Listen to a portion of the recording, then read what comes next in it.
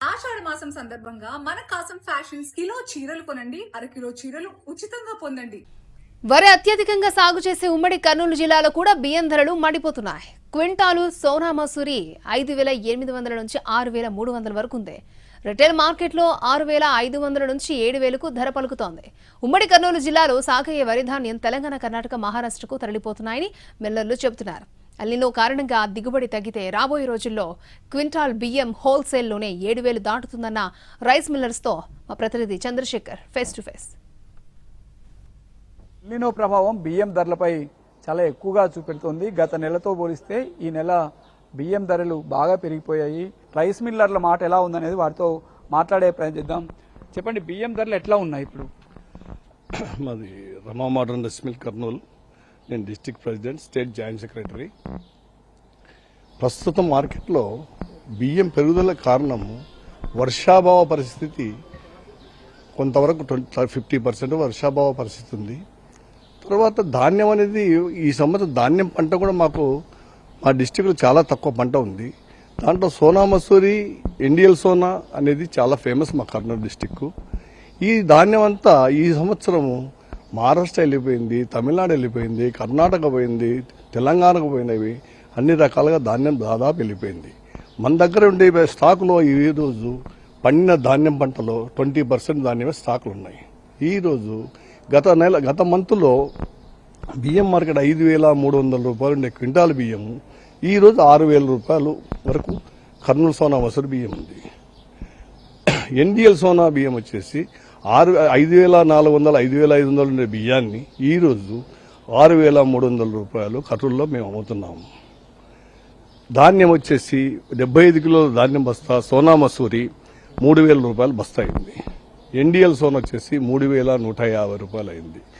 ఇంత గత సంవత్సరము 2 సంవత్సరాల క్రితము డిస్టిక్ చేంజ్ కాకముందు మా జిల్లాలో 140 మిల్లులు ఉన్నాయి. ఇప్పుడు జిల్లా చేంజ్ అయిపోయిన తర్వాత మా డిస్టిక్ కర్నూలు డిస్టిక్ 40 మిల్లులు వచ్చినవి. నంద్యాల జిల్లాకు 100 మిల్లులు పోయినాయి.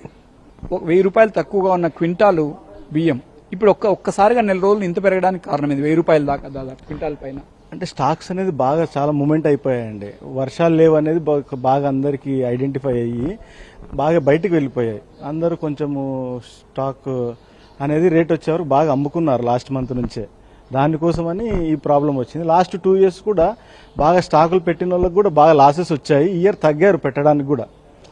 లాసెస్ అనేది 2 years కంటిన్యూగా బాగా బేర్ చేశారు. ఇంకా ఈ ఇయర్ బాగా తగ్గించారు స్టాకింగ్ కూడా. అది కూడా ఒక రీజన్.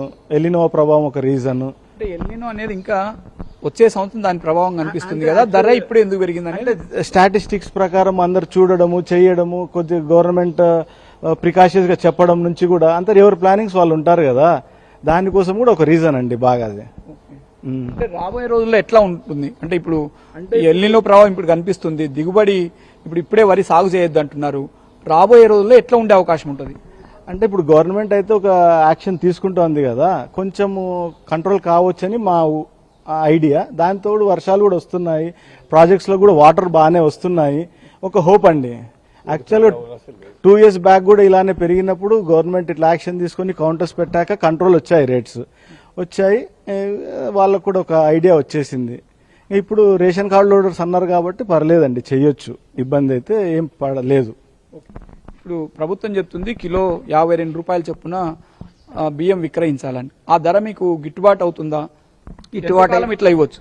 ఎంతకాలం అంటే కూడా కాదు, ఇప్పుడున్న ఇండస్ట్రీ నడిపేకే బరువు అవుతుంది. దీని నుంచి ఇంకా పెద్ద బరువు ఉంది పరిస్థితి. అయితే ఎంతకాలం అని దినానికి కూడా నష్టమే. ఇప్పుడు వాస్తవంగా బయటకు ఎక్స్పోర్ట్ వెళ్ళిపోయినాయి దాదాపుగా సరుకులు. ఈ రకం వచ్చేసి మా దగ్గర గుడ్ క్వాలిటీ, బయట ఎక్కువ పెట్టి కొన్ని కూడా సిద్ధంగా ఉన్నారు. మాకైతే చాలా ఎఫెక్ట్ ఉంది. దీన్ని ఒక నెల నడపడానికి కూడా బరువే. కానీ గవర్నమెంట్ సహకారం కోసం మేము కూడా ప్రయత్నం చేస్తున్నాం సార్. ఎల్నినో ప్రభావం తీవ్రంగా ఉండి అసలు వరి దిగుబడే లేకుంటే ఎంత ధర పెరిగే అవకాశం ఉంటుంది? తీవ్రంగా ఉంది కాబట్టి 10% ఇంకా పెరిగే అవకాశం. ఇట్లా వర్షాలు లేకపోతే 10% పెరగవచ్చు. అదే మన స్టేట్ లో కూడా సన్నధాన్యమే పండించి రైతుల సన్నధాన్యం పండించి గవర్నమెంట్ పర్చేజ్ చేసి మాకు ఇస్తే ఈ మార్కెట్లు పెరగవు అనేది మాకు నమ్మకం. కెమెరామెన్ మధుతో చంద్రశేఖర్, NTV, కర్నూలు.